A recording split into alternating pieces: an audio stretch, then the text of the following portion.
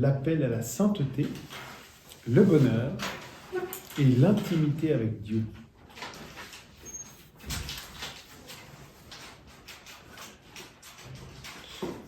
Grand thème qui parcourt la vie de tout homme, et pas seulement des chrétiens, mais voilà, on va le prendre du côté chrétien quand même.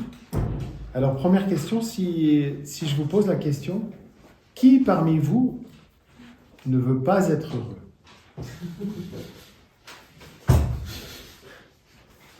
Bon, d'habitude, il n'y a pas beaucoup de mains qui se lèvent. Hein. C'est normal, on est fait pour être heureux. Et si quelqu'un avait levé la main, eh bien, en fait, il croit qu'en étant malheureux, il serait heureux. Parce qu'on est fait pour ça. Et donc, on peut pas sortir de ce désir d'être heureux. Quelqu'un qui fait profondément le mal et qui est malheureux, qui se suicide même, il est persuadé qu'il sera plus heureux après. Ouais, c'est ça. Hein. Donc, vous voyez que l'inclination au bonheur, hein, comme on l'appelle en théologie, eh bien, ça fait partie de notre structure intérieure. Et c'est l'inclination naturelle au bien, et donc à mon bien, hein, ce qui va faire mon bonheur. Après, on peut se tromper. Et on peut se tromper lourdement. Il y a plein de gens malheureux sur la Terre. Hein. On peut se tromper lourdement. Mais il faut faire attention, parce qu'il y a la course au bonheur, et cette course, elle peut devenir un enfer. En tout cas, un enfermement. Vous voyez, dans cette course au bonheur, en fait, je peux au fond courir après moi-même et mon bien-être. Et ça me renferme sur moi. Et donc, il y a, je vous l'ai déjà dit l'autre jour, hein, il y a un danger de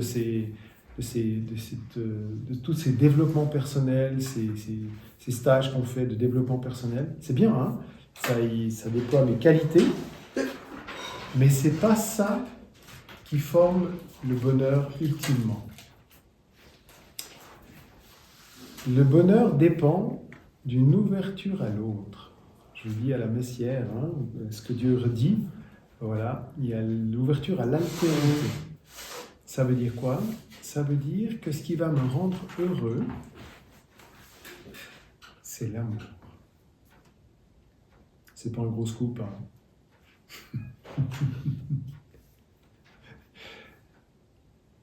Mais c'est important de comprendre, parce que, vous voyez, vous ne pouvez pas demander à Dieu de vous rendre heureux. Il a mis cette structure dans votre être, mais vous ne pouvez pas lui demander de vous rendre heureux. C'est intéressant, hein, parce que Dieu vous demande d'aimer. Et c'est en aimant que vous serez heureux.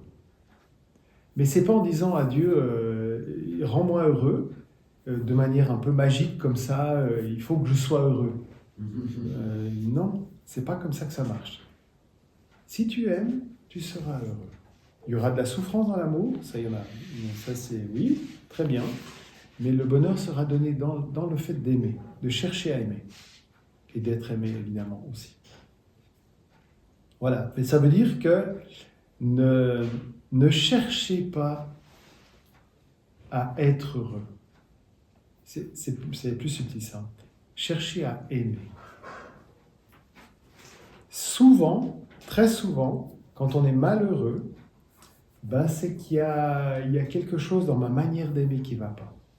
Alors je dis ça pour nous qui sommes ici. Hein. Si j'imagine des gens à Gaza ou en Ukraine, tu es malheureux de voir ton pays saccagé comme ça.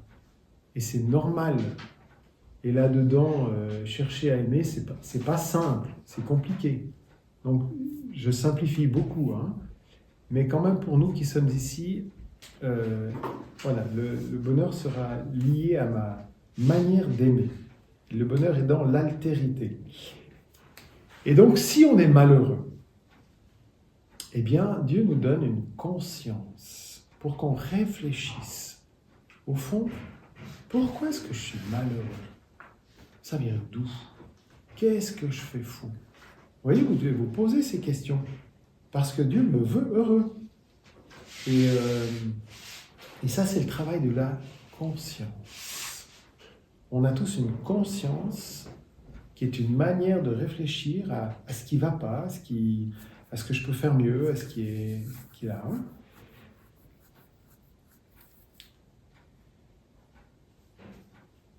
De fait, vous voyez, quand on accuse Dieu des malheurs du monde, on se victimise. C'est pas de ma faute.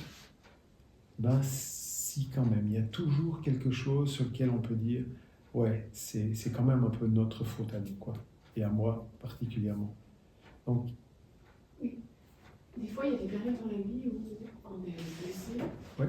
Et du coup, notre capacité à aimer, je pense qu'elle est... Elle est restreinte, limitée. elle est limitée, c'est juste. C'est ça, donc Oui. on veut aimer, mais malgré nous, on est replié. Oui. Ouais. Il y a des périodes... Alors, il y a des périodes comme ça, et là, c'est important de garder l'espérance. Mm. Je ne suis pas fait pour cet état-là. Mm. Je suis fait pour autre chose, ça va évoluer, ça va changer. Je garde l'espérance. C'est un passage. C'est un passage, exactement. Mm. Oui. Donc voilà. Et voilà, évidemment que l'ouverture à l'autre, à l'altérité avec un grand A, voilà, est la garantie entre guillemets d'un bonheur plus grand. Dieu veut notre bonheur et il se fait lui celui qui va nous donner ce plus grand bonheur si c'est une ouverture à l'altérité, c'est autre. Hein. Donc voilà. Mais je simplifie beaucoup, hein, c'est vrai. Donc je répète, Dieu nous veut heureux. Quand on est heureux, on glorifie le Seigneur. Il m'a fait pour ça. Mais il ne me livre pas le bonheur clé en main. Ça, non. C'est à moi de le construire. Et ça, c'est le respect de Dieu, de notre dignité humaine. On n'est pas des marionnettes. On est des gens avec une conscience, une intelligence, une volonté, une liberté. Et Dieu me dit, vas-y, utilise ça. C'est pour toi. Choisis ce qui te rend heureux. Hein, il le redit dans le livre du Deutéronome, des noms, je ne sais plus, Deutéronome. Choisis la vie. J'ai mis devant toi le bonheur et le malheur, la vie et la mort. Choisis la vie. Il m'aide un petit peu quand même. Hein. Voilà. Donc on est équipé pour choisir le bonheur, mais on a cette liberté-là. Et en fait, il faut qu'on fasse attention parce que le bonheur n'est pas le tout de la vie avec Dieu et de la vie avec les autres. C'est pas le tout. Hein. Dieu ne nous promet pas une vie sur un nuage si on le choisit. Tu seras heureux, tu souffriras plus, il n'y aura plus d'épreuves. Je ne sais pas où c'est dans la Bible, ça doit être Isaïe chapitre 84. Non, il n'y a pas. Il y a des épreuves, il y a de la souffrance, il y a même si on choisit Dieu. Hein, donc ce n'est pas le tout. Il ne faut pas réduire ce choix de Dieu à ce bonheur, point. Bien sûr que Dieu me comble, bien sûr, mais pas de manière à assurer un bonheur sans faille sur cette terre. Et il me marie à Lourdes, à Bernadette, et lui dit « Je ne vous promets pas de vous rendre heureuse dans ce monde, mais dans l'autre. » Vous voyez que derrière tout ça, il y a ce danger de prendre la terre où on vit pour le ciel. Et de demander à Dieu de vivre ici-bas une sorte de paradis qu'on ne voudrait bien sûr plus quitter. Il faudrait que ça soit toujours comme ça. Hein. Mais la terre n'est pas le ciel. Et ce que Dieu nous réserve là-haut, dit saint Paul, est sans commune mesure avec les souffrances du temps présent. Sans commune mesure. Et c'est sans commune mesure avec le bonheur que vous pouvez éprouver ici. Hein. Sans commune mesure. Ça n'a rien à voir. Donc, voilà, s'il y a des souffrances sur la terre, c'est aussi ce qui nous permet de dire, ok, la vie ne s'arrête pas là, il y aura autre chose, il faut que j'avance, parce que, ok, Dieu peut s'occuper de ce moment qui ne va pas bien, je le lui offre, mais il y a autre chose qui m'attend. Et autre chose de tellement plus grandiose que je ne peux pas l'imaginer, je ne peux pas le concevoir, c'est au-delà, sans commune mesure. Voilà, mais ne prenons pas la terre pour le ciel. Et donc ça veut dire que Dieu nous offre plus qu'un simple bonheur. Il nous offre deux choses. La première, c'est la sainteté. Et la deuxième, c'est l'intimité avec lui. Alors, je vous livre deux, trois petites réflexions là, que j'ai trouvées. La première, c'est Alexandre Jolien. Vous connaissez ? Oui. Oui. Ok. Donc Alexandre Jolien, c'est handicapé infirme moteur cérébral, qui est philosophe, et qui dit la confiance, c'est peut-être cesser de se cramponner à la paix, à la guérison, au bonheur. Cesser de se cramponner au bonheur. Et simplement avancer pas à pas, sans pourquoi. Les pourquoi qu'on adresse à Dieu peuvent avoir un aspect très paralysant. C'est un mystique rhénan du XIVe siècle, Maître Eckhart, qui dit il faut vivre sans pourquoi. Vous n'aurez pas la réponse à tous vos pourquoi. Vous n'aurez pas. Il faut avancer et faire confiance. Voilà. Cesser de se cramponner à une guérison, il faut une guérison, il faut, voilà.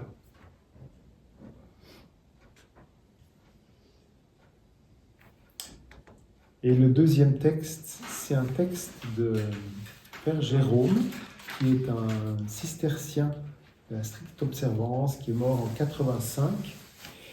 Voilà, il a vécu pendant 60 ans à la trappe de Céphon, comme on dit, de près de... On dit Céphon. On dit Céphon, oui. Ok. Près de Moulins, par là-bas. Et donc il écrit à un jeune trappiste, un jeune moine, c'est quelques lignes qu'on peut... Alors c'est pour un moine, hein, mais on peut faire notre miel de tout ça pour vivre en vrai chrétien. Il dit ceci. « Je vous mets sous les yeux quelques pistes, selon lesquelles tout moine sérieux cherche à se dépouiller de soi-même, à se mettre sous la dépendance de la volonté d'un autre, Dieu, à témoigner d'une vraie loyauté et générosité à l'égard de Dieu, en vue de l'intimité avec lui.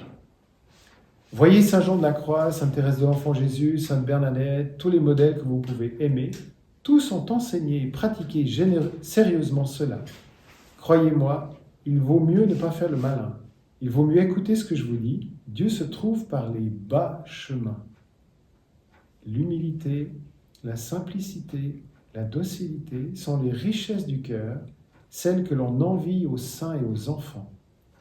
Il vous faudra beaucoup de limpidité dans les yeux et beaucoup de limpidité dans le cœur pour changer votre conduite. Et pourtant, cela devrait vous être facile, puisque c'est la voie du bonheur. Je vous laisserai le texte après si vous voulez. Et puis l'autre, c'est un bénédictin, normalien, moine de l'abbaye de Ligugé, François Cassingenat Trévédy. Alors il dit ceci. Est-ce de bonheur sans plus que Jésus nous parle ? Non, c'est de béatitude. Entre les deux, il y a plus qu'une nuance ou qu'une subtilité de vocabulaire. Il y a un monde entier qui est Jésus-Christ. Car nous savons bien courir au petit bonheur, mais nous désespérons, nous mourrons à la fin, individuellement ou collectivement, faute d'atteindre jamais la joie. C'est que le bonheur, le petit bonheur, ne sait guère grandir, tandis que la béatitude, dont la joie est un autre nom, est immense par nature. Elle seule est à notre mesure, parce qu'elle est parce qu'elle est à celle de Dieu, à la mesure de Dieu. Et que nous avons été faits à la mesure de Dieu. Si terre à terre qu'il se fasse pour nous, Jésus-Christ n'est pas un démagogue, et c'est un bonheur difficile qu'il nous propose. Au vrai, Jésus est un pédagogue, et en bon pédagogue, il commence par la fin. La fin, oui, la fin dernière, seule béatifie. Et cette fin n'est autre que le Christ lui-même. De droit divin, en effet, Jésus peut tout confisquer, tout concentrer sur sa personne. Est-ce à dire que nos chers petits bonheurs deviennent caducs et que nous pourrons superbement les mépriser, voire les condamner? Oh non pas. Jésus descend tout exprès les partager avec nous, comme les pains et les poissons, comme le vin à Cana. Il vient seulement les rendre relatifs, en même temps qu'il les charge de tout leur pesant, qu'il les eucharistille, pour ainsi dire, et qu'il laisse dans notre palais, sitôt que nous les avons goûtés, une sorte d'avant-goût qui nous inquiète et ne nous quitte plus. Donc c'est très beau ce parallèle avec la béatitude. Jésus, on parle du sermon sur la montagne, les béatitudes, heureux et doux, heureux les pauvres de cœur. Voilà, oui. Dieu ouvre quelque chose d'autre que ce qui est purement dans notre cadre terrestre, de la manière dont nous avons de concevoir le bonheur. Quand nous concevons le bonheur, frères et sœurs, chers amis, si vous pensez à ce qui vous rend heureux, ce qui vous rendrait heureux, vous pensez à quoi? Plus de vacances, plus d'argent, plus d'amis, plus de Dieu, ouais. Plus de bien-être intérieur ou extérieur, sérénité, plus d'unité, liberté intérieure, plus de liberté intérieure. Donc vous voyez que quand nous on pense bonheur, même si on ne connaît pas Dieu, on pense plus d'argent, plus de ceci, on pense plus. Et Jésus nous dit moins. Heureux les pauvres de cœur, heureux les affligés, heureux les doux, heureux. Vous voyez, c'est vraiment étonnant. Et en fait, il nous fait découvrir quelque chose de complètement différent qui nous prend à contre-pied en disant, tu vois, tu fais l'expérience de ta pauvreté de cœur, bienheureux es-tu, parce que tu vas goûter quelque chose du royaume. Et Dieu n'offre pas un royaume à la manière du monde, de la terre, où on veut plus de ceci, plus de cela, plus de sécurité, plus... Non, c'est pas ça. Ça, c'est le monde. Et le monde peut vous offrir ça. Très bien, à un moment donné, tout ça va tomber. Dieu offre quelque chose d'autre, c'est la béatitude. Et c'est largement au-delà de ce que l'humanité offre, le monde offre, propose. Ça va ?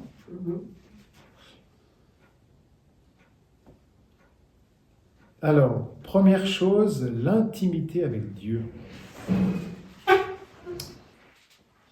L'intimité. On a un peu l'image de ce à quoi peut ressembler l'intimité avec Dieu dans l'apôtre Saint Jean. Vous vous rappelez que Jean, c'est le disciple que Jésus aimait et qu'il vient reposer sur le cœur de Jésus. Il y a 12 apôtres quand même. Il n'y en a qu'un qui repose sur le cœur de Jésus. Alors, ils ne peuvent pas être les 12 en même temps. C'est sûr, il n'y a pas la place. Mais il y a une place sur le cœur de Jésus. Et cette place, elle est à prendre. À celui qui veut. Et vous voyez que alors c'est quand ils sont à la dernière scène, là, le jeudi saint, avant la Passion, Jésus annonce que l'un d'entre vous va me trahir, me livrer. Puis tous ils demandent qui c'est, c'est moi, machin, tout ça. Puis Saint Pierre il glisse à Jean, demande-lui qui c'est. Pourquoi Pierre il ne demande pas directement à Jésus? Ça paraît... Non? Ils sont à côté, ils sont à une table comme vous êtes là, quoi. Ils ont tous entendu la question. Et Pierre dit à Jean, demande-lui qui c'est. Donc ça veut dire que celui qui est dans l'intimité de Dieu reçoit les secrets de Dieu. Alors bien sûr qu'ils ont tous vu le geste de Jésus qui dit à Jean, c'est celui à qui va tremper avec moi la bouchée dans le plat. Ils ont tous vu le geste, ils ont tous entendu la réponse. Mais celui qui est dans l'intimité, c'est celui qui reçoit le secret. Il y a un secret que Dieu livre à ses amis, qu'il ne livre pas à la cantonade, comme ça. Et ça fait référence aussi à se reposer sur le cœur de Jésus. Vous savez, il y a Sainte Gertrude d'Efta, je crois que c'est du 11e, 12e siècle, je crois. Je ne sais plus exactement, je ne veux pas dire de bêtises, par là autour. Sainte Gertrude d'Efta, moniale allemande, voilà. Et puis elle a des apparitions de Jésus qui lui montrent aussi son cœur, son sacré cœur, mais il ne demande pas encore un culte public, c'est privé pour le moment. Et puis le 27 décembre, qui est la fête de Saint Jean, elle a une apparition de Jésus avec Saint Jean qui repose sur son cœur. Puis Saint Jean lui dit, viens reposer sur son cœur. Alors lui il se met de l'autre côté, puis elle est bien sur le cœur de Jésus. Non, là, je sais pas, là, pas grave, c'est à gauche. Et puis elle repose sa tête là, puis elle entend les battements du cœur de Jésus. Puis elle est tellement... C'est le... Puis elle dit à Jean, mais pourquoi tu n'en as jamais parlé dans ton évangile? Puis il dit, c'était pas ma tâche. Ma tâche, c'était de révéler au monde l'amour du Verbe incarné. Donc la mission de Jésus, son amour pour les hommes, le salut, etc. Et puis la dévotion au Sacré-Cœur serait pour les temps où l'amour se refroidirait. Vous voulez savoir combien Dieu vous aime? Restez sur son cœur. Entrez dans ses secrets. Et je vous raconte un petit truc qui m'est arrivé, qui montre que l'intimité avec Dieu, elle peut se faire même dans les temps de souffrance et de... souffrance. J'ai fait un pèlerinage à pied en Suisse, entre ma ville natale, Bulle, et le Ranft. Le Ranft, c'est le lieu où a vécu le patron de la Suisse, qui est Saint Nicolas de Flux, qui est un homme qui était ermite et qui a été papa de 10 enfants, mais qui ensuite est devenu ermite à l'appel de Dieu. Je ne vais pas faire toute son histoire. Et voilà, avec un ami, j'avais décidé de faire ce pèlerinage à pied qui durait 4 jours. Voilà, à pied. Et puis on est parti, j'avais acheté des souliers neufs pour l'occasion, voilà. Pas très malin, mais c'est pas grave. Non. Et les premiers jours, super, on marche, un bon pas, tout ça, on prie et tout. Et puis, en fait, en marchant sur le macadam, j'ai commencé à avoir mal aux pieds. En fait, le pas comme ça avait fait une sorte d'onde de choc dans la paume de mon pied. Ce qui fait qu'au bout des moments, je n'arrivais plus à poser le pied, quoi. C'était douloureux, je marchais comme ça, après, je marchais à reculons, puis j'avais mal, et c'était... Oh. Et il pleuvait. Et mon ami, alors on avait les deux une pèlerine avec sac à dos, machin, tout ça, et puis mon ami, il avait une petite fente dans sa pèlerine là, qui fait que l'eau descendait dans son cou, comme ça. Je disais, ça m'énerve, machin. Puis moi, j'avais ce mal comme ça, et voilà. Eh bien, je suis prêt à refaire le même trajet avec la même souffrance, tellement l'intimité avec Dieu était incroyable. C'est tout ce que je peux dire. Donc vous voyez, ce n'est pas incompatible avec des situations de souffrance. Je vous donne un autre témoignage. Ce sont deux frères d'une communauté de l'Agneau, qui est une communauté de mendiants. Et puis ils étaient passés à Épinasset, puis ils nous ont raconté 2-3 de leurs épisodes comme ça. Donc eux, ils mendient chaque repas. Ce qui est quand même assez... Il faut beaucoup d'humilité. Hein. Donc, ils disent, des fois, on a des gens, on se ramasse des portes sur le nez, quoi, voilà, on demande notre repas. Et puis, des fois, il y a des gens, ils nous ouvrent la porte, on fait un festin. On ne sait jamais. Et puis, ils étaient dans une ville française, je ne sais plus laquelle, et ils voulaient aller de là où ils sont arrivés dans la ville, à la cathédrale pour visiter le bon Dieu, quoi. Et puis, ils disent, à un moment donné, on débouche sur une rue qui mène à la cathédrale, et on se trouve au milieu de manifestants qui affrontent les CRS.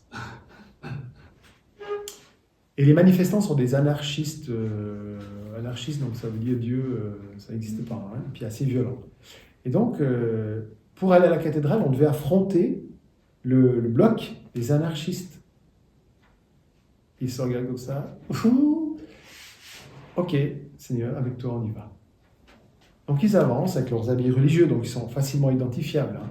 Et les anarchistes, un peu surpris de voir ces deux types qui débarquent là, commencent à les insulter, leur cracher dessus. Et ils disent, plus on avançait, plus on était rempli d'une joie incroyable. Heureux êtes-vous si on vous persécute à cause de Et il nous dit, on l'a vécu de manière incroyable. Donc vous voyez, cette intimité avec Dieu, c'est pas, ça peut être sensible, comme ce que j'ai vécu moi et puis ces deux frères, ça peut ne pas être sensible, mais il y a une intimité. Hein. Donc voilà, l'intimité avec Jésus se tisse aussi dans l'Eucharistie. Hein. Bien sûr, je reçois la vie de Dieu, non sensiblement, mais je reçois l'existence de Dieu. Hein. Donc je reçois aussi son essence, c'est substantiel, voilà. Et ça nous dépasse. Mais ça veut dire quoi? Ça veut dire que Dieu me saisit du dedans.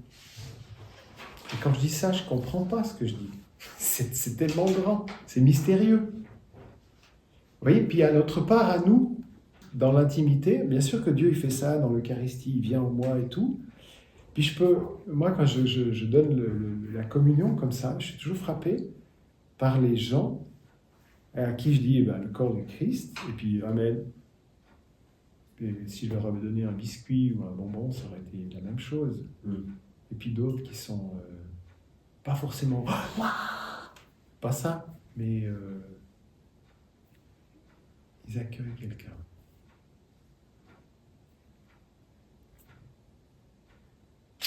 Ça, c'est la liberté de chacun. Et Dieu travaille, bien sûr qu'il vient en nous, mais des fois, il entre en nous un peu comme l'eau sur les plumes d'un canard, parce que je ne suis pas là. Et puis d'autres fois, il a champ libre. Et puis, il entre, il fait ce qu'il veut. Enfin, il aime, quoi. Il guérit, il console, il donne son intimité. Voilà. Il y a un autre modèle d'intimité, c'est Jésus avec son Père.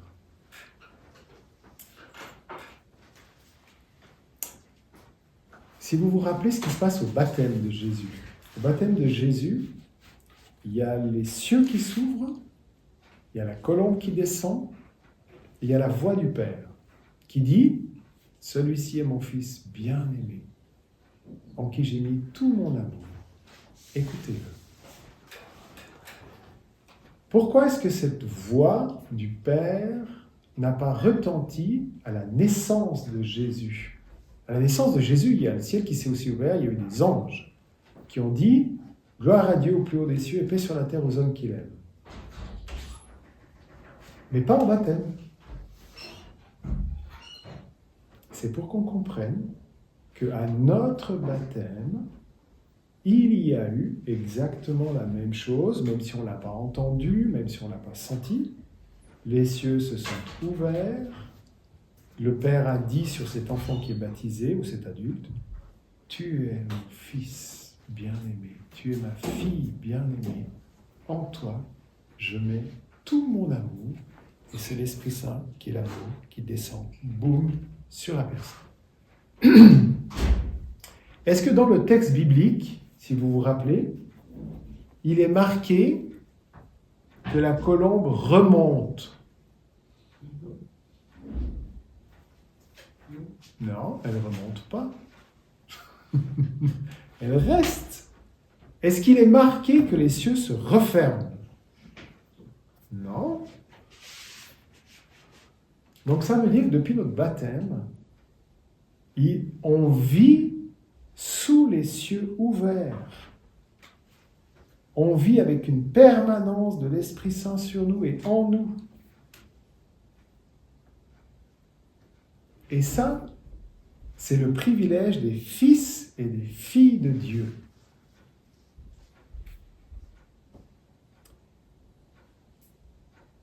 Et ça nous donne une nouvelle identité. Essayez de prendre conscience, chers amis, de votre nouvelle identité. Vous êtes fils, fille de Dieu. Chacun de vous peut dire en vérité depuis votre baptême, je suis fils de Dieu, je suis le fils de Dieu, je suis la fille de Dieu. Pas une parmi 37. Est-ce que quand quelqu'un dans votre village, comme ça, vous demandez tel fils à qui, toi? Ça, c'était dans mon village à moi, c'était courant. Tel fils à qui, toi? Parce que c'est comme ça qu'on situe les enfants. Tel fils à qui? Ben, j'ai jamais répondu, je suis un fils à Gilbert. Je suis le fils de Gilbert. Vous voyez? C'est des trucs de langage, mais en fait, ça dit quelque chose de très profond. Et pour Dieu, c'est ça. Il n'a qu'un fils. Il n'a qu'une fille. C'est vous. C'est toi. Au début, quand on lit l'Évangile, c'est si mon fils bien-aimé en qui j'ai mis mon amour au baptême. Enfin, moi j'ai dit, ah oui, c'est Jésus, quoi. C'est Jésus, le Fils de Dieu, c'est lui qu'il faut suivre. Mais je ne me dis pas, c'est à Jésus qu'il a dit ça à Dieu, pas à moi.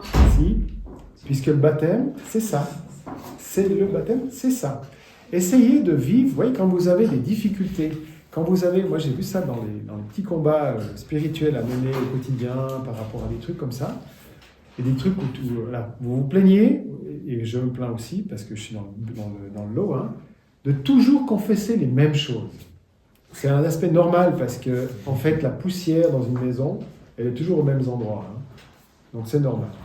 Mais il y a aussi peut-être des fois où Dieu veut qu'on corrige certaines choses. Et en fait, moi j'ai remarqué que quand je dis un truc dans lequel je tombais tout le temps, je dis, au moment où je dis non, je suis fils de Dieu, et bien ça change radicalement la donne. Donc c'est prendre conscience de mon identité de fils de Dieu, de fille de Dieu. Et Dieu n'en a pas deux, il n'en a qu'un, c'est moi. C'est ce que disent tous les enfants. Ils savent qu'ils ont des frères et sœurs, mais d'abord, les parents, c'est les miens. Je suis leur fils, même si j'ai 4 frères et sœurs. Et tout le monde. Tout le monde. Tout le monde est fils et fille de Dieu. Oui. Mais il y en a même ceux qui ne sont pas baptisés. Ah non, pas la même chose. Ah non, attention. Okay. Dieu, tu es créature de Dieu. Dieu aime tous les hommes, sans exception, quelle que soit la race, la couleur, la religion, la culture. Mais quand ils ne sont pas baptisés, il les aime à l'extérieur, en disant « je t'aime, je te conduis un peu ». Le baptême, Dieu passe à l'intérieur. La Trinité est dedans. Dieu passe dedans. Nous sommes le temple du Saint-Esprit, le temple de la Trinité. Ce que ne peuvent pas dire les gens non baptisés. Et des fois, il y a des non baptisés qui ont plus d'amour.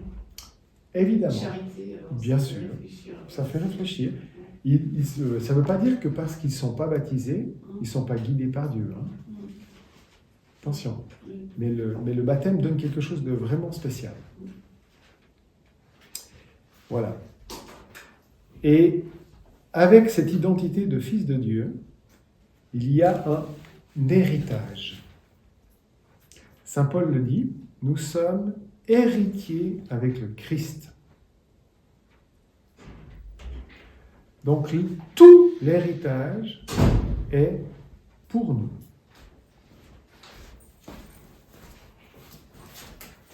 Tout l'héritage du Christ est à moi.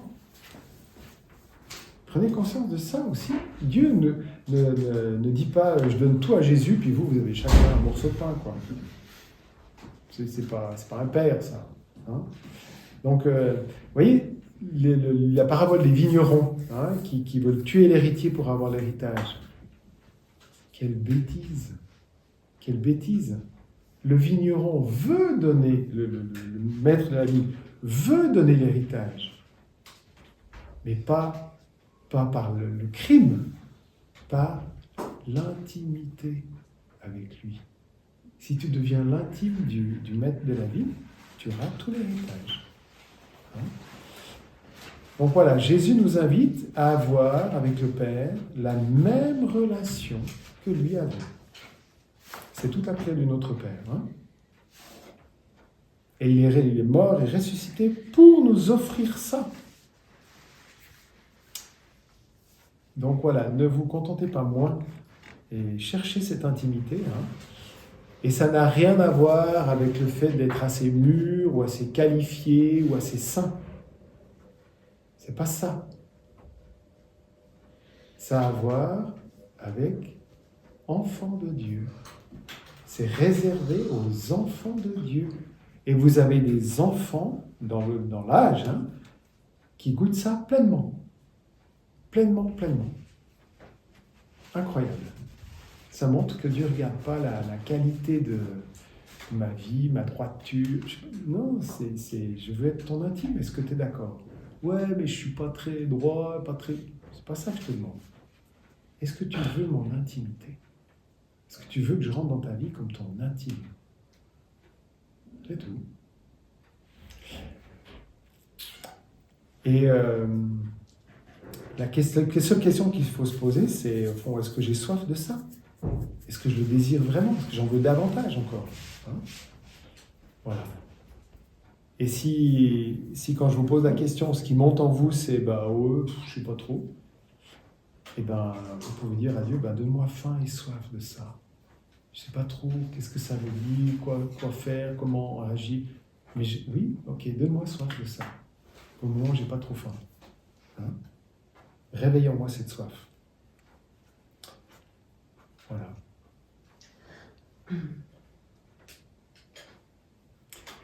C'est très beau parce que vous voyez, Jésus, il sait très bien qui il est, il n'a pas de problème psychologique d'identification. N'empêche que il reçoit son identité au baptême, où la voix du Père dit « Celui-ci est mon Fils bien-aimé ». Vous voyez, ce n'est pas lui qui se construit son truc. Ce qui construit Jésus, c'est l'intimité avec le Père. C'est ce que je dis, construire Jésus, c'est un peu, voilà, comprenez, hein. Mais recevoir son intimité, son identité de la part du Père, me situe en face de lui, au bon endroit, avec une immense liberté. Et il reçoit sa joie du Père. En lui, je mets tout mon amour, en lui, je mets toute ma joie, dit un autre évangile. Donc il reçoit tout ça du Père. Donc vous voyez combien le Père veut nous combler. Et le Père remettra ça à la transfiguration. Les cieux s'ouvriront de nouveau, il y aura la tente, et puis voilà. Voilà. Ce qu'on doit comprendre, c'est que c'est important pour Dieu d'affirmer publiquement mon identité à moi. Au baptême, c'est ça. Mon baptême, c'est Dieu qui affirme publiquement celui-ci, celle-là, c'est mon fils, c'est ma fille.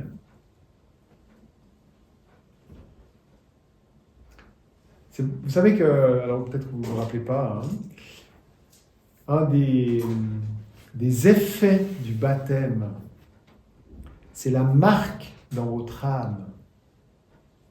Vous savez ça ou vous ne savez plus? C'est un peu loin.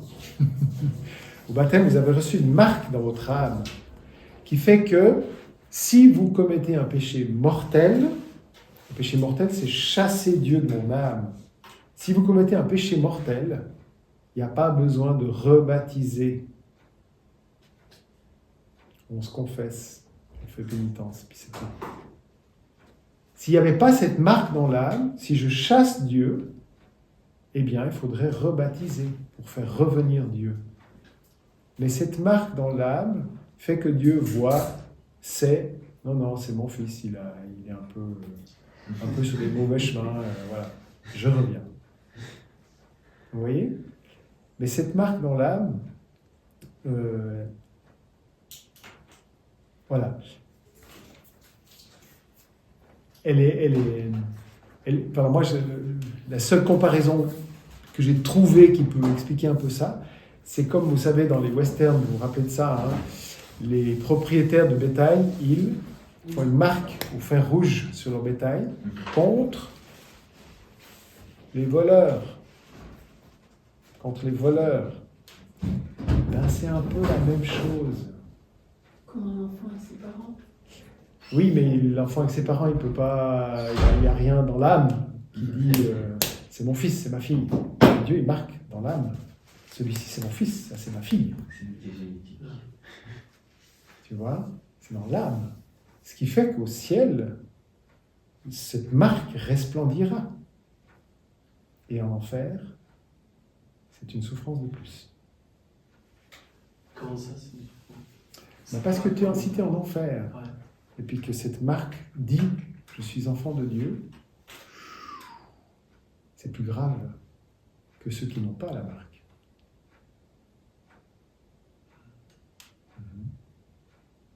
C'est plus grave. Ben oui, parce que tu as reçu un trésor et t'en as rien Ouais, fait. exactement.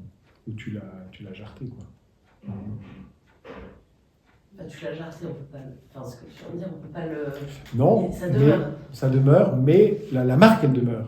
Mais le trésor que ça signifiait auquel ça donnait le droit, et donc voilà. Hein?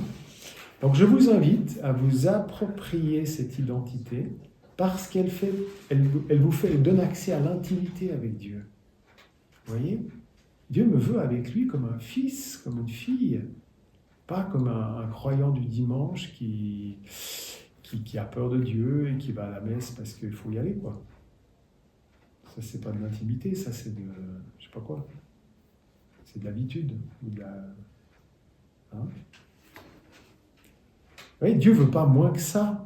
Il veut pas des fils et des filles entiers, puis d'autres au rabais. En fait, c'est dommage que ce ne soit pas enseigné à l'église. Ben, le problème, c'est que si les gens vont à l'église que pour la messe du dimanche, tu peux pas... Il a 5 minutes. Quand il arrive à 7, les gens sont déjà comme ça. Tu peux pas tout dire, tu vois. C'est un peu la faim et la soif des chrétiens qui est en jeu.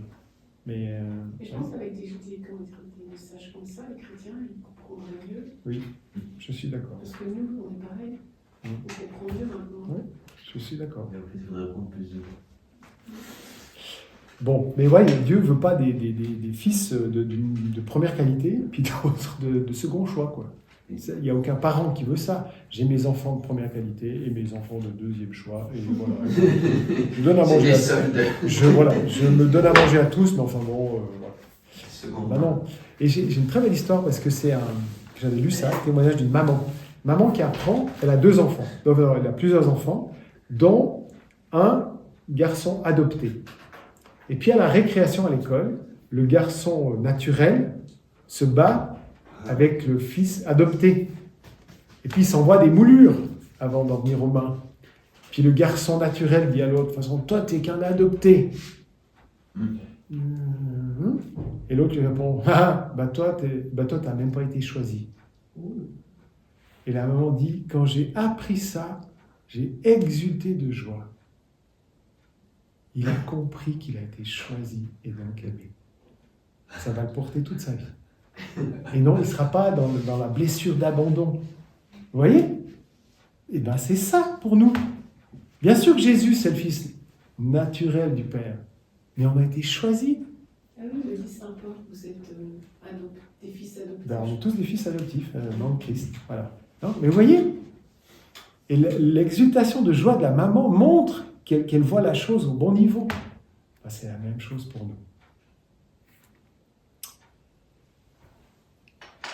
Donc c'est important, voilà, de cultiver un peu ce cœur à cœur avec Dieu comme Jésus, qui se retirait souvent à l'écart pour prier, pour dire, papa, j'ai... Enfin, je ne sais pas ce qu'il lui disait, mais relisez votre évangile. Il a besoin de ça. Il se retire la nuit pour prier, parce que les jours, il est pris par tout son apostolat, les questions, les guérisons, les machins, les enseignements. Très bien, il reste que la nuit. Eh bien, la nuit, j'ai besoin de toi, Père. Hein? Voilà. Et puis, si vous faites l'expérience de ne pas être assez dans cette intimité, c'est pas grave, parce que vous pouvez demander plus. Et dans l'évangile de Jean, chapitre 3, l'évangéliste Jean dit « Car celui que Dieu a envoyé dit les paroles de Dieu, parce que Dieu ne lui donne pas l'esprit avec mesure. » Retenez bien ça. Dieu ne mesure pas ses dons. Il donne, point. Et il donne l'Esprit Saint sans mesure. Hein? Quel est le père parmi vous qui a des enfants et qui lui demande un œuf et qui lui donnerait un scorpion? À combien plus forte raison le Père donne-t-il l'Esprit Saint à ceux qui le lui demandent? Donc ne croyez pas que Dieu a fini de donner. Ne croyez pas que Dieu est mesuré dans ses dons, qu'il a plus beaucoup dans sa poche. Ou que, vous voyez, peut-être notre éducation, nos cultures, nos blessures ont fait que non, mais j'ai demandé, puis j'ai pas obtenu, donc Dieu ne veut pas donner, ou il n'y a pas assez, ou je ne mérite pas. Toutes ces questions que notre psychologie interfère dans la foi, mesure le don de Dieu. Mais Dieu ne mesure pas. Dieu ne mesure pas. Hein? Il n'a jamais dit, tu as reçu telle quantité, sache t'en contenter. Hein, donc, il y a des mensonges qu'on peut croire qui font que je ne demande pas assez. Hein, ça, c'est Dominique Savio. Saint Dominique Savio, c'est un jeune qui est venu à l'école de Don Bosco. Et il est mort à 15 ans d'une maladie assez subite. Et puis, c'était un peu le petit saint, tout le monde l'appelait un peu le petit saint, comme ça. Et après sa mort, il est apparu à Don Bosco, qui était très triste de sa disparition. Et puis il a dit à Don Bosco, vous ne demandez pas assez, il faut demander 1000 fois plus. Alors que Don Bosco, toute sa vie, il a couru après l'argent, il a fait des tombolas, il tapait les riches, machin, tout ça pour ses patronages, machin, ça prenait une ampleur incroyable, il fallait construire des églises, des maisons. S'il y a quelqu'un qui a demandé, c'est Don Bosco. Et son petit saint vient lui dire, Don Bosco, vous ne demandez pas assez. Vous demandez 1000 fois plus. Allez-y, il y a un océan. Vous voulez puiser dedans avec un dé à coudre ou avec une citerne? Demandez cette intimité. Demandez d'entrer plus profondément dans l'amour de Dieu.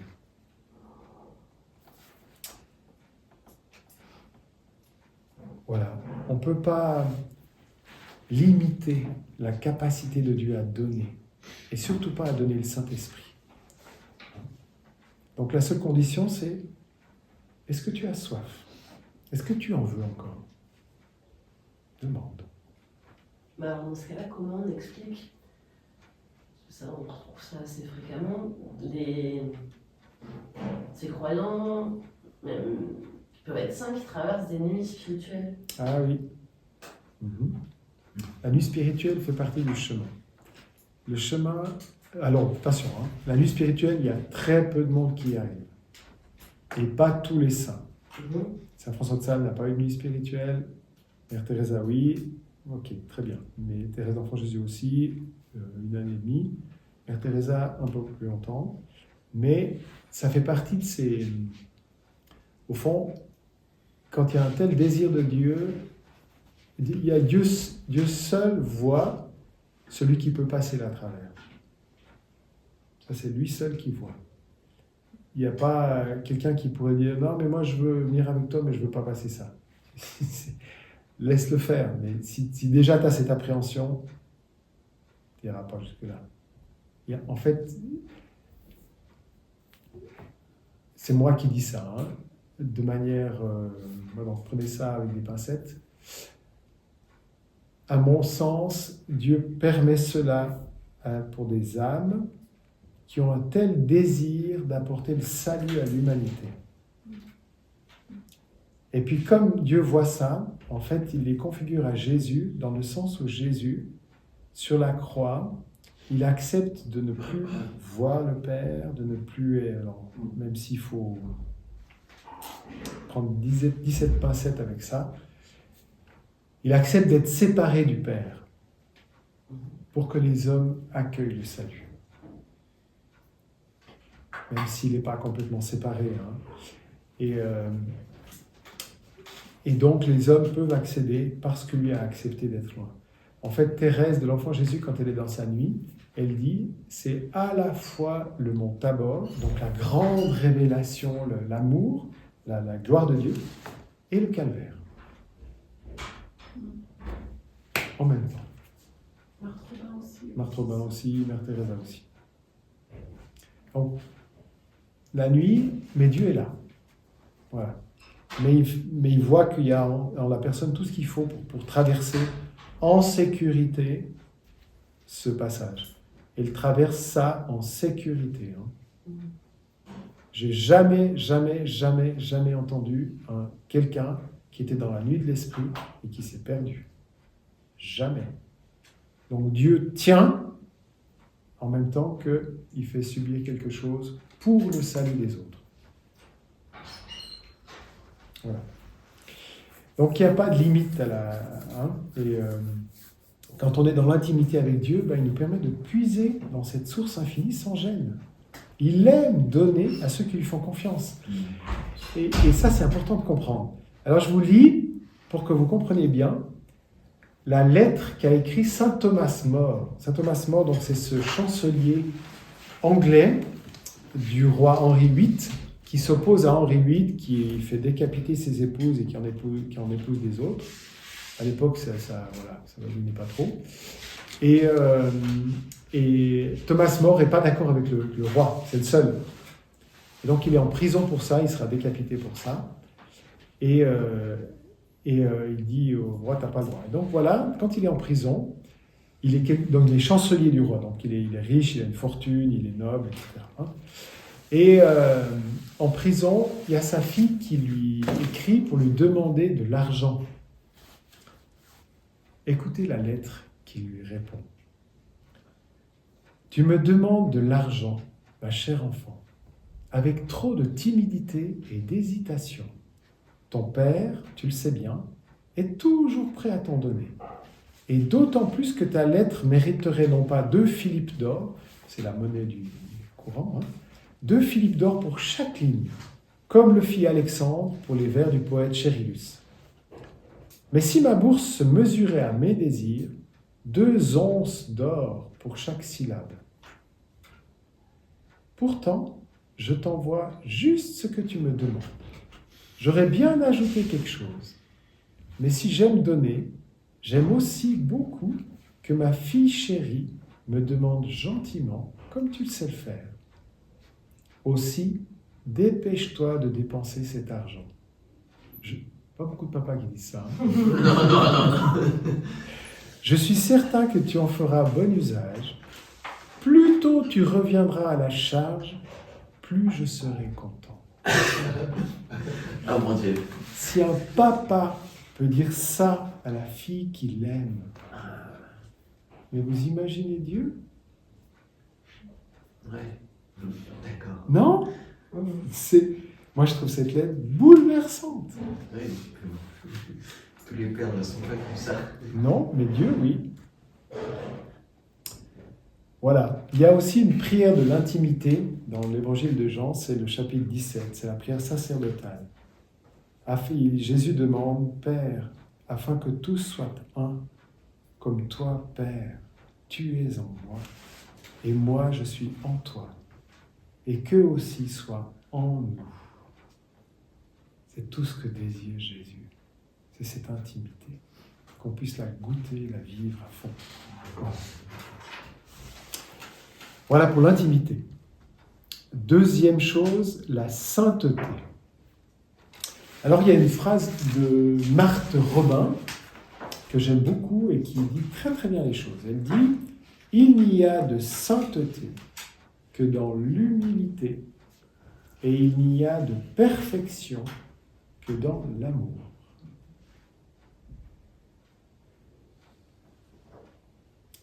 Je répète, il n'y a de sainteté que dans l'humilité et il n'y a de perfection que dans l'amour. Alors, vous voyez, je vous ai dit avant, quand on a parlé du bonheur, c'est que Dieu, il offre plus, il offre la béatitude, bien sûr, mais il offre aussi deux choses, c'est la sainteté et l'intimité.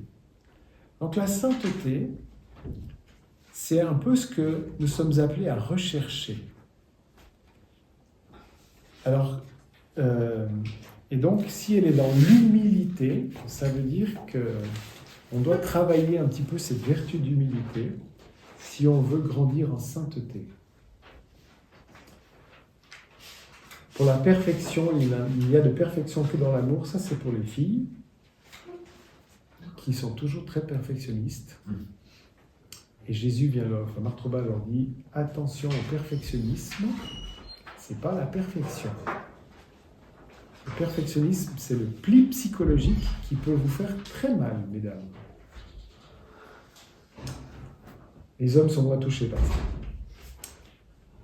Dieu vous demande la perfection, et elle n'est que dans l'amour. Donc voilà. Alors, qui est appelé à être saint ? Eh bien, tout le monde, à partir du moment où on a reçu le baptême. Et c'est ce que Jean-Paul II avait redit dans sa lettre apostolique pour commencer le 3e millénaire. Vous savez qu'avant le 3e millénaire, il a déclaré une année du Christ, une année du Saint-Esprit, une année du Père. Et puis ensuite, au moment du grand jubilé de l'an 2000, il a écrit une lettre avant, puis une lettre après. Il dit, voilà, en entrant dans ce nouveau millénaire, il a mis l'accent sur la sainteté, en disant que voilà, tout le monde est appelé à être saint. Ça avait déjà été dit par la Constitution Lumen Gentium durant le Concile Vatican II. Tout le monde est appelé à être saint. Et le Vatican II s'inscrivait un petit peu, si vous voulez, en porte-à-faux, mais en contrepoint de tous les siècles précédents qui disaient il y a deux types de sainteté avant, c'est ce qu'on pensait un peu. Il y a la sainteté pour les religieux, les moines, etc., les prêtres.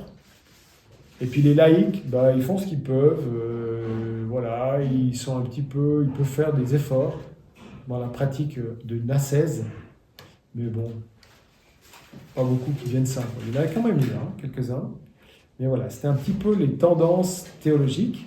Et puis Vatican II a recadré tout ça en disant non, tout le monde est appelé à la sainteté.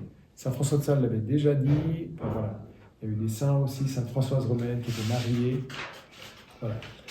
Et voilà, il n'y a pas une sainteté de première classe, une sainteté de deuxième classe. Il y a la sainteté à laquelle tout le monde est appelé. Et il faut faire attention parce que nous, on a des images de ce qu'est la sainteté. Un saint qu'on met dans une niche, et puis qui est en plâtre ou en pierre, et puis qu'on vient prier dévotement, ou qui a son image dans un vitrail, et puis voilà. Alors, laissez de côté ça, c'est pas ça que Dieu veut. Ça, c'est ce que l'Église en a fait et qui est bien, parce que ça montre qu'ils sont au ciel, qu'ils ont été fidèles à Dieu, qu'ils ont aimé Dieu, leur prochain, etc. Qu'ils ont été dans l'intimité de Dieu. Mais, si vous voulez, ce qu'on doit peut-être plutôt comprendre, c'est que la sainteté, qui s'adresse à nous, qui sommes des êtres de chair, avec une patte humaine, normale, on n'a pas une vie extraordinaire. La sainteté, c'est en fait quelque chose de très humain. C'est la plénitude de mon humanité. C'est ce pourquoi je suis fait. Vous voyez, c'est pousser mon humanité à son plus haut degré, j'aime pas ce mot, mais à ce qu'il a de plus plein, à ce qu'il a de plus humain. Il n'y a pas plus humain qu'un saint. J'aime beaucoup cette femme qui s'appelle Elisabeth Le Sœur, qui est une femme qui est morte en 1914 et qui a épousé un gars, et bonne famille catholique française, parisienne, voilà. Et puis elle a épousé un gars qu'elle croyait catholique, puis un mois ou deux avant le mariage, il lui dit non mais moi la foi... Puis elle, est-ce que je dois renoncer au mariage, tout ça En fait, il accepte quand même de se marier à l'église, quoi. Mais après, non, fini. Et donc, il se nourrit d'idées du nouveau siècle, du radicalisme, cléricalisme, l'anticléricalisme, voilà, qui a lieu à Paris à l'époque. Et puis, il se fera fort de faire de sa femme une femme moderne, libérée de ses idées catho, débiles, ringardes, arriérées. Donc il invite ses potes radicaux, anticléricaux, le vendredi, pour qu'elle ne puisse pas faire jeûne et maigre. Elle est obligée de faire un bon repas avec la viande et tout ça. Oui, mais il l'aime, hein. Il l'aime, il l'a chéri, il lui offre des cadeaux, des bijoux, il l'aime beaucoup. Mais ça, il veut casser. Et elle passe par différentes phases comme ça. Il l'emmène en voyage partout parce qu'il est assez riche, machin, tout ça, bon. Et puis, il l'étourdit de cadeaux et tout ça. Donc, elle se sait combler. Puis donc, du coup, sa foi, comme ça. Jusqu'à ce qu'elle ait un peu un revirement grâce à une lecture et puis un prêtre qui l'accompagne. Il dit, mais comment est-ce que je vais vivre ma foi dans ce milieu-là? Alors, elle a tenu son journal, et qu'on a encore, et qu'on peut lire, hein, c'est très très beau. Donc cette femme qui est mise dans un environnement complètement anti-catholique, voilà, comment est-ce qu'elle va vivre sa foi? Eh bien, elle dit, alors faudrait que j'ai pas eu le temps de lire avant que je vous dise, mais elle va montrer à son mari qu'elle l'aime. C'est le meilleur moyen de faire rentrer l'amour.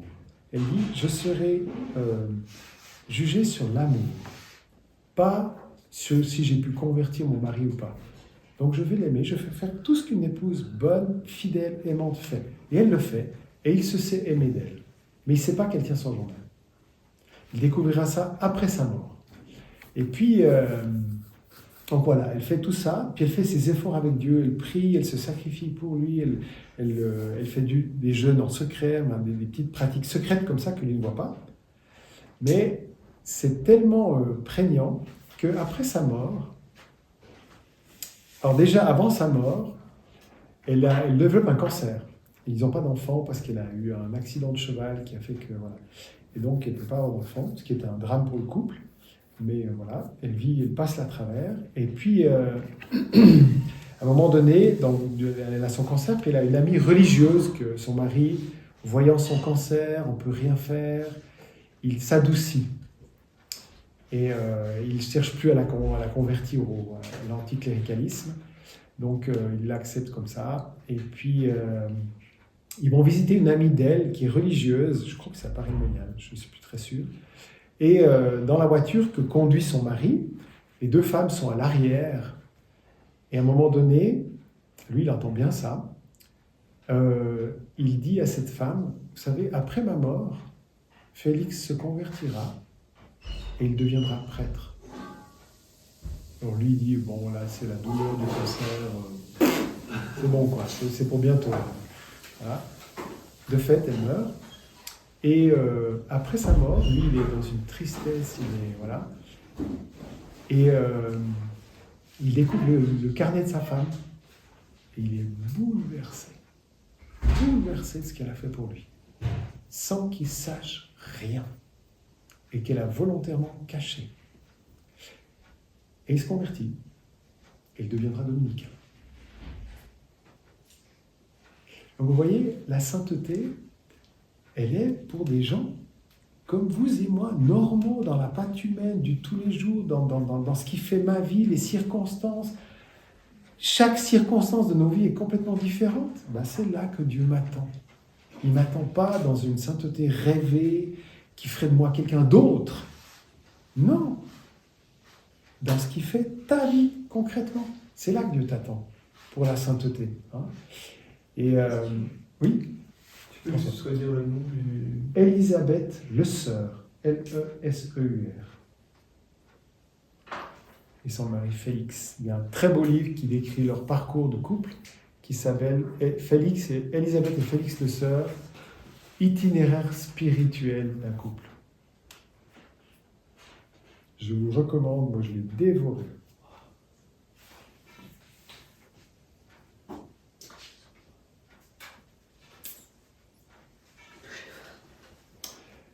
Oui, parce que voilà, si Dieu nous appelle à la sainteté, c'est en fait qu'il voit que nos vies ont tendance un peu à être segmentées, saucissonnées, salamétisées, si c'est très fin. Pourquoi? Parce que voilà, avec certaines personnes, j'agis de manière sainte, parce que je suis dans un environnement qui dit ça, puis avec d'autres, c'est moins drôle, donc je me laisse entraîner à des pratiques, voilà, boire trop le samedi soir, machin. Et puis, ça ne me laisse pas bien. Vous voyez? Et on vit dans deux sphères un peu différentes. Et puis, en fait, la sainteté, ça fait partie de ce à quoi ressemble ma croissance humaine dans une unification de mon être.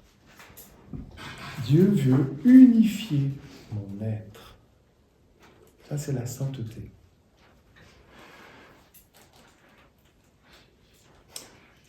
Alors, je reviendrai là-dessus, sur ce qu'est la sainteté, mais je vous le dis déjà maintenant parce que c'est important. Un des aspects de la sainteté consiste à, puisque je sais que Dieu est amour, que je rentre peu à peu dans son intimité, c'est l'offrande de ma misère, de ma pauvreté, de ma faiblesse. Vous voyez, la sainteté, si je la conçois comme un héroïsme de choses à faire, mais je ne pourrais jamais faire autant que ce qu'a fait Saint Jean-Paul II, Saint François de Sales, Sainte Mère Teresa, et jamais j'arriverai là. Si vous partez comme ça, vous partez perdant. Ce n'est pas ce que Dieu demande. La première chose que Dieu demande, en entrant dans son intimité, c'est l'offrande de ma misère, de ma pauvreté, de ma faiblesse. Heureux les pauvres de cœur. C'est ceux qui vont faire leur cœur à Dieu, leur pauvre cœur. Voyez? Et ça veut dire que Dieu veut saisir toute ma pâte humaine. Il ne veut pas que les bonnes choses. Ça serait un Dieu qui trille. Mais Dieu ne trille pas quand il m'accueille. Il me prend avec tout ce que je suis. Et c'est là que l'unification de mon être, elle est en jeu. Voyez? Est-ce que vous connaissez cette prière de Marie-Noël qui s'appelle la prière du chiffonnier? Alors écoutez bien. Je n'ai rien à vous donner, Seigneur. Regardez-moi en passant. Abritez-vous un moment dans mon âme. Mettez-la en ordre d'un souffle, sans en avoir l'air, sans rien dire. Si vous en avez envie que je croie en vous, apportez-moi la foi. Si vous avez envie que je vous aime, apportez-moi l'amour. Moi, j'en ai pas, et j'y peux rien. Je vous donne ce que j'ai, ma faiblesse, ma douleur, et cette tendresse qui me tourmente, et que vous voyez bien, et cette détresse, et cette honte affolée, mon mal, rien que mon mal, c'est tout, et mon espérance.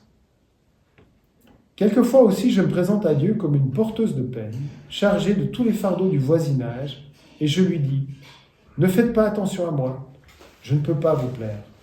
Regardez seulement les souffrances que je vous apporte comme une pauvre commissionnaire qui vient de la part des autres. Voilà le mal de mon père, voilà celui de mon ami, celui de tel ou tel autre. Vous voilà, mon Dieu, vous me cherchiez, comme voulez-vous. Je n'ai rien à vous donner. Depuis notre dernière rencontre, je n'ai rien mis de côté pour vous. Rien. Pas une bonne action. J'étais trop lasse. Rien. Pas une bonne action. J'étais trop triste. Rien que le dégoût de vivre, l'ennui, la stérilité. Donne, dit Dieu. La hâte, chaque jour, de voir la journée finie sans servir à rien. le désir du repos, loin du devoir et des œuvres, le détachement du bien à faire, la lassitude de vous, ô mon Dieu. Donne. Oh, non, je ne peux pas. Donne. La torpeur de l'âme, le remords de ma mollesse, et la mollesse plus forte que le remords. Donne. Le besoin d'être heureuse, la tendresse qui brise, la douleur d'être moi sans recours. Donne. Des troubles, des épouvantes, des doutes. Donne.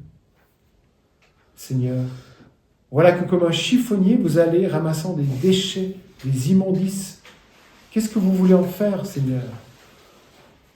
Le royaume des cieux. C'est magnifique, non?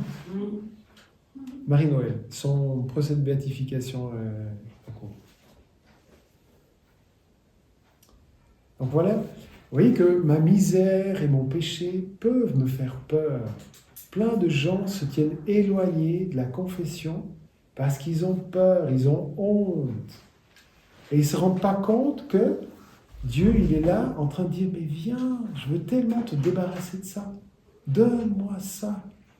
Ta misère, elle te fait peur, elle te fait honte. Mais pas à moi.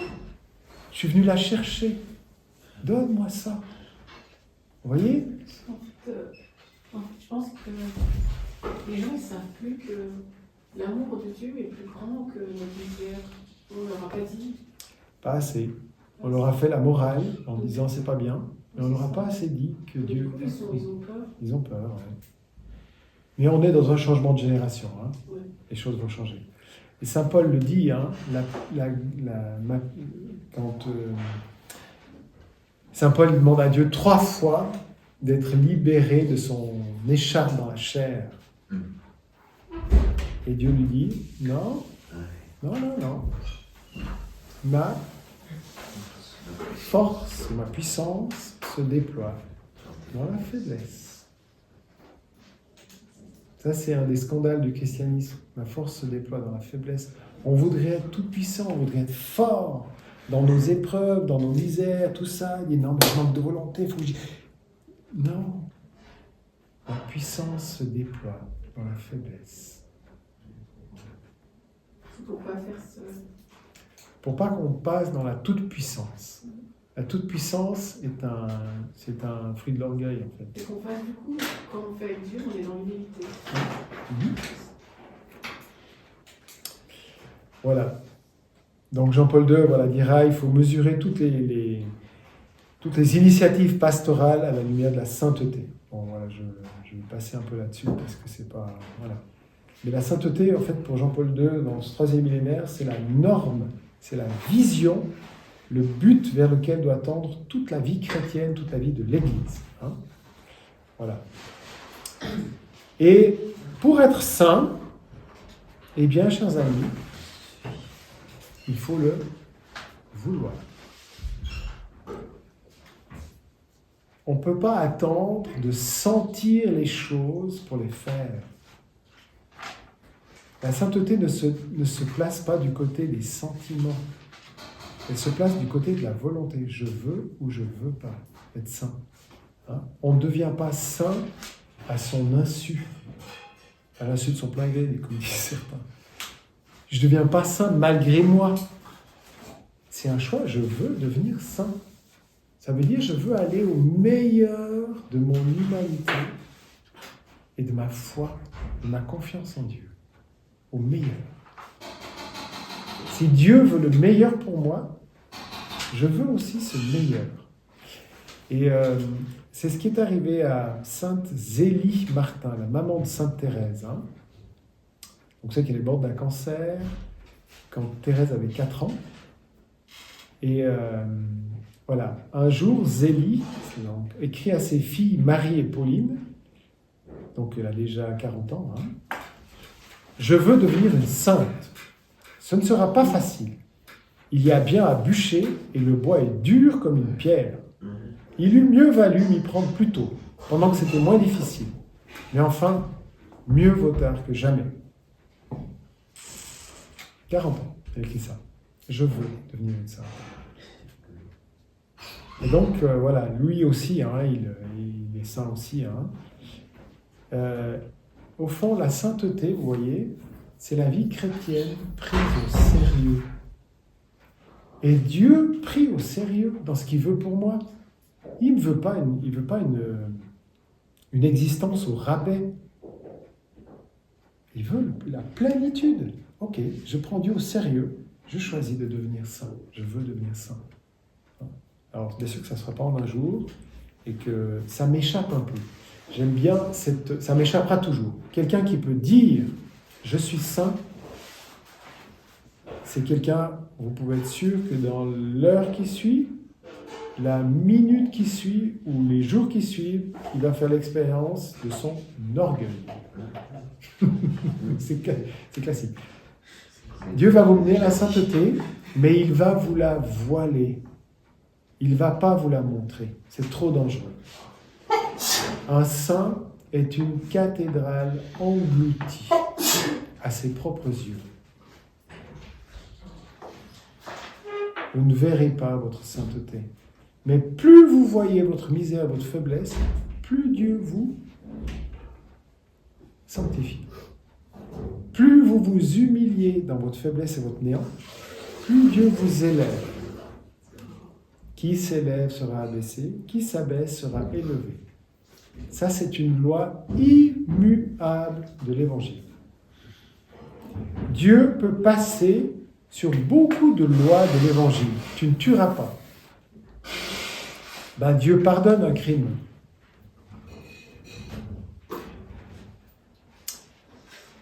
La loi qui s'élève sera abaissé, qui s'abaisse sera élevé. Dieu ne passera jamais dessus.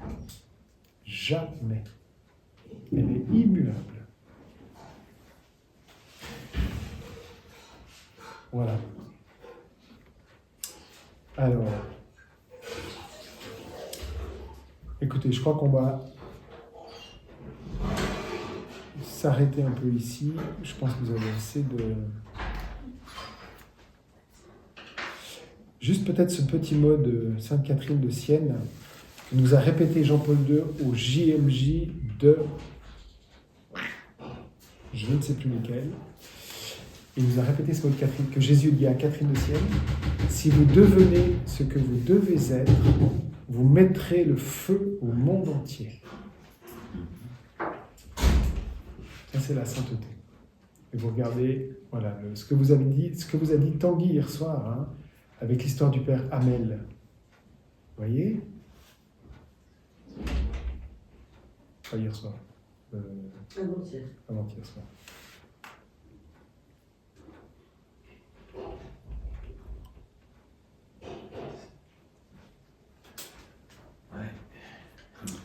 Donc voilà, petit résumé.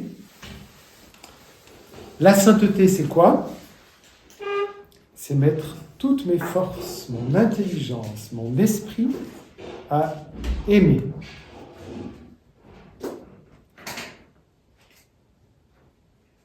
C'est offrir sans cesse à Dieu mes misères, mes pauvretés, sans m'y complaire.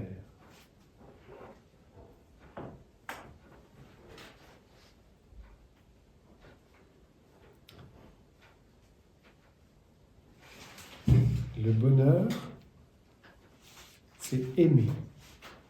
Aimer encore et laisser l'amour de Dieu irriguer mes misères, mes faiblesses, mes pauvretés.